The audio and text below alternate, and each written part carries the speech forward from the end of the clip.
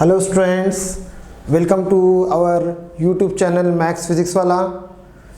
आज की क्लास में हम बहुत ही इम्पॉर्टेंट प्रॉब्लम करेंगे स्टूडेंट्स, जो आपके चैप्टर 1 रियल नंबर्स में से लिया गया है and it is from your NCERT textbook, that is CBSE textbook. And the question क्या है? Prove that √2 is an irrational number. Prove that √2 is an irrational number. This question has been asked. ये question आपके 2018 में आया है and 2019 में भी आ चुका है, 2 टाइम्स आ चुका है and it is very very important and interesting problem. Let us start our question. Prove that √2 is an irrational number. हम √2 को इरेशनल नंबर किस तरह प्रूफ करेंगे?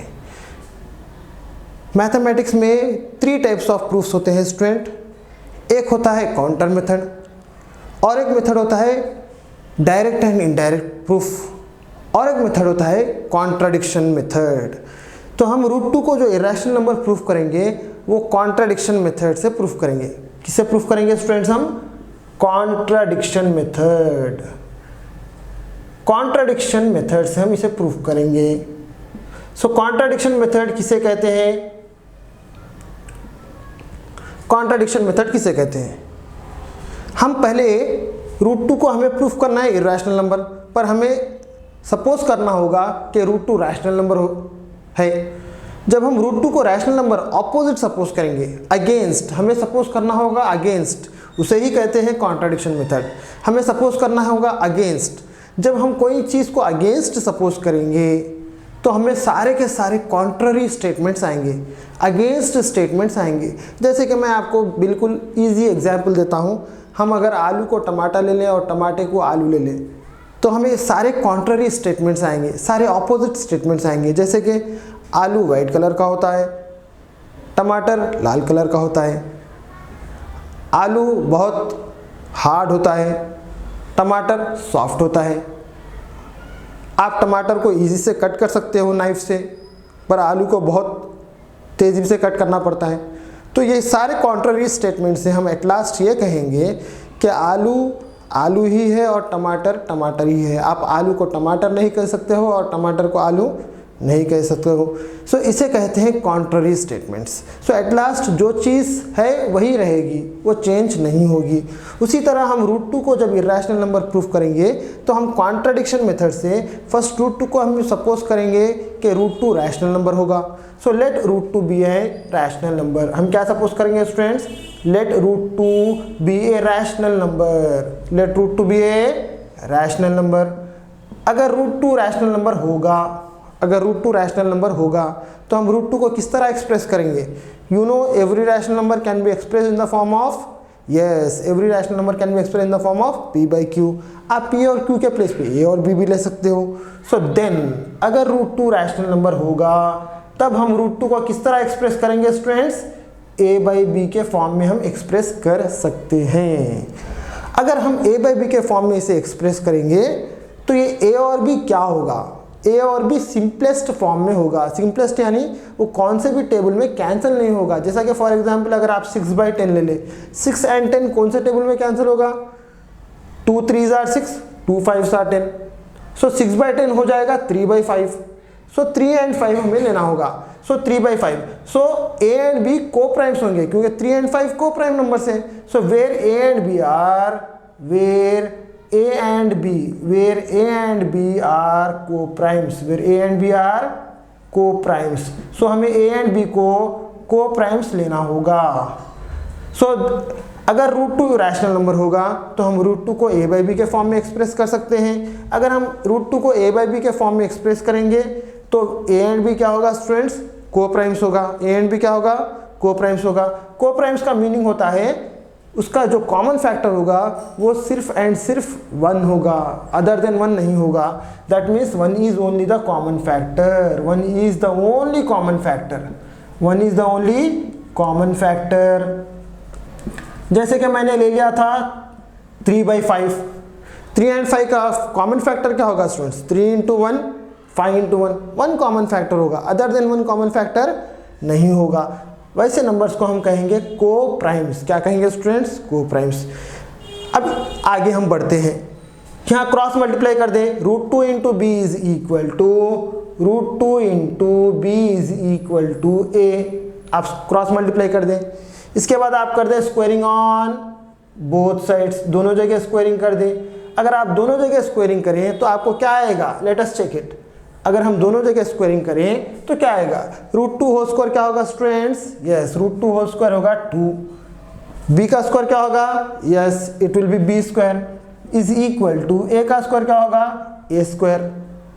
अब आप दोनों जगह डिवाइड बाई 2 कर दें, डिवाइड बाई 2 कर दें। अगर आप डिवाइड बाई 2 करें तो आपको क्या होगा, 2 एंड 2 यहाँ कैंसिल हो जाएगा, यहाँ बच जाएगा B square is equal to A square divided by 2।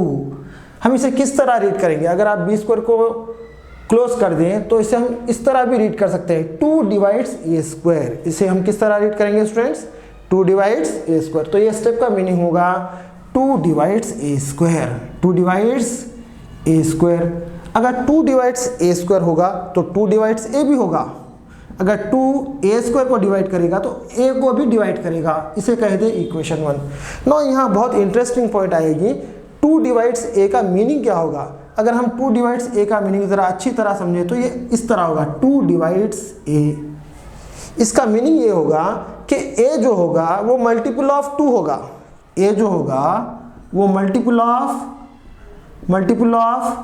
2 होगा। मल्टीपल ऑफ 2 क्यों होगा, क्योंकि 2 ए को डिवाइड कर रहा है। जैसे कि ए क्या होगा, 4 होगा, यानी 2 के टेबल में आप उसे कैंसिल कर सकते हो, 4 होगा, या नहीं तो 6 होगा, 6 यानी 2 इंटू 3, 8 भी हो सकता है 2 इंटू 4, 10 होगा 2 इंटू 5। इस तरह ए जो होगा वो मल्टीपल ऑफ 2 होगा। अगर 2 डिवाइड्स ए होगा तो हम स्टेप किस तरह लिखेंगे,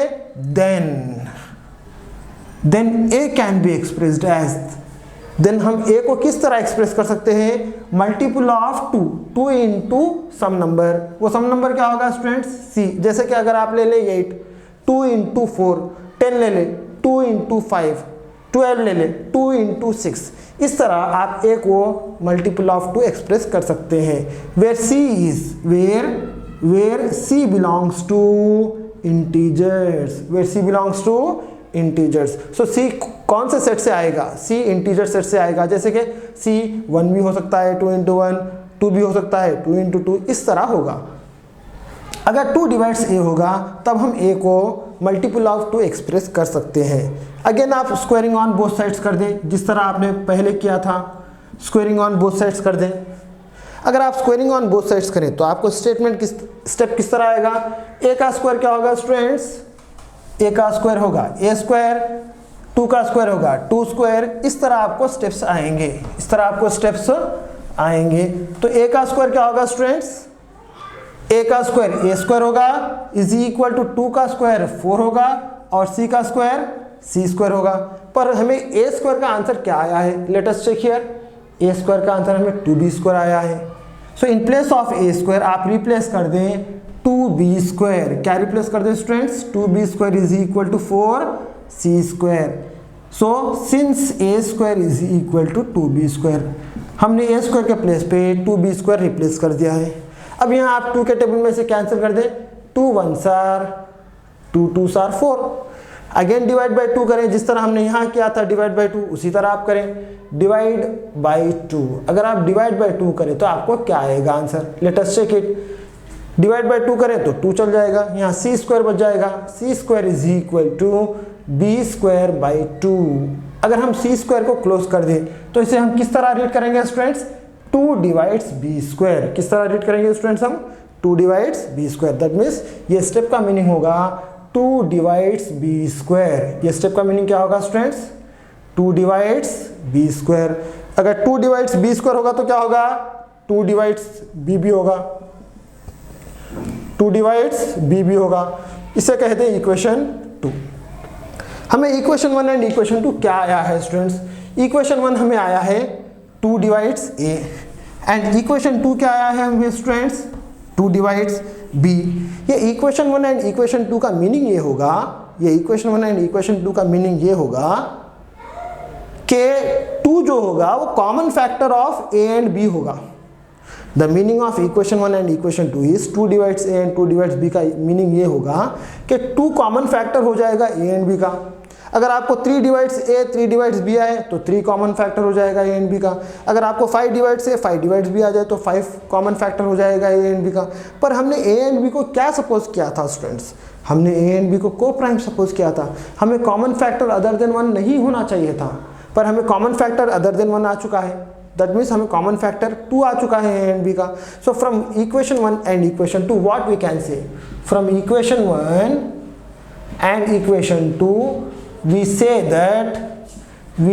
that A and B are not co-primes. We say that A and B are not co-primes, are not co-primes. वो co-primes नहीं होंगे। A and B are not co-primes. अगर A and B co-primes नहीं होंगे तो क्या होगा?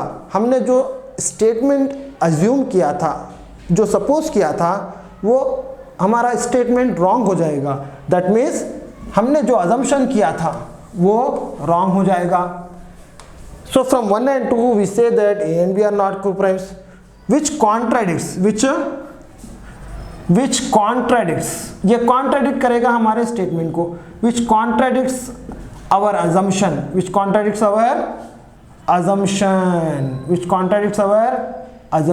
अगर ये हमारे अजम्पशन को कॉन्ट्राडिक्ट करेगा तो इसका मीनिंग ये होगा कि √2 हमने जो रैशनल नंबर सपोज किया है वो हमने रॉन्ग सपोज किया है। Therefore √2 is not rational number. √2 is not rational number.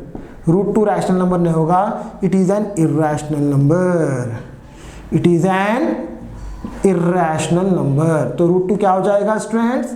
वो इर्रेशनल नंबर हो जाएगा। तो हमें ये सारे स्टेटमेंट्स क्यों आए हैं? क्योंकि हमने स्टार्टिंग में ही √2 को रैशनल नंबर सपोज किया है। एक्चुअली √2 इरेशनल नंबर है, पर हमने √2 को रैशनल नंबर सपोज किया है। अगर हमने √2 को रैशनल नंबर सपोज किया है तो उसे a बाई बी के फॉर्म में लिख सकते हैं। क्रॉस मल्टीप्लाई कर हम सिंप्लीफाई करने पर हमें आया है 2 डिवाइड्स a। उसी तरह हमें 2 डिवाइड्स b आएगा। तो 2 डिवाइड्स a एंड b आने से 2 कॉमन फैक्टर हो जाएगा a एंड b के। अगर 2 कॉमन फैक्टर हो जाएगा a एंड b के तो वो हमारे स्टेटमेंट को, हमारे अजम्पशन को कॉन्ट्राडिक्ट करेगा कि a एंड b को प्राइम्स होगा। हमने स्टार्टिंग में a एंड b को को प्राइम सपोज किया था, सो वो हमारे अजम्पशन को कॉन्ट्राडिक्ट करेगा that a and b are coprimes. That means अगर 2 divides a and 2 divides b होगा तो वो a एंड b को प्राइम्स नहीं होंगे। इसका मतलब ये है कि हमने जो अजम्पशन किया वो रॉन्ग अजम्पशन किया था। Hence we can say that √2 is not rational number, √2 is an irrational number. This was very interesting problem and important problem. हमने जिस तरह √2 को irrational number प्रूफ किया है उसी तरह हम √3, √5, √7 को भी irrational number सेम स्टेप से प्रूफ कर सकते हैं। ओनली 2 के प्लेस पे 3 आएगा, या नहीं तो 2 के प्लेस पे 5 आएगा, उसी तरह 2 के प्लेस पे 7 आएगा। इस तरह आपको स्टेटमेंट्स आएंगे। Okay students, so with this we have completed our class that prove that √2 is an irrational number. अगर आपको ये प्रॉब्लम बहुत ही अच्छी तरह समझ आ गया हो तो आप मैथ्स फिजिक्स वाला को लाइक करें, शेयर करें, सब्सक्राइब करें और बेल आइकॉन को प्रेस करें, जिससे कि आपको सारे नोटिफिकेशंस रेगुलर इंटरवल्स में मिलते रहें। Okay students, thank you.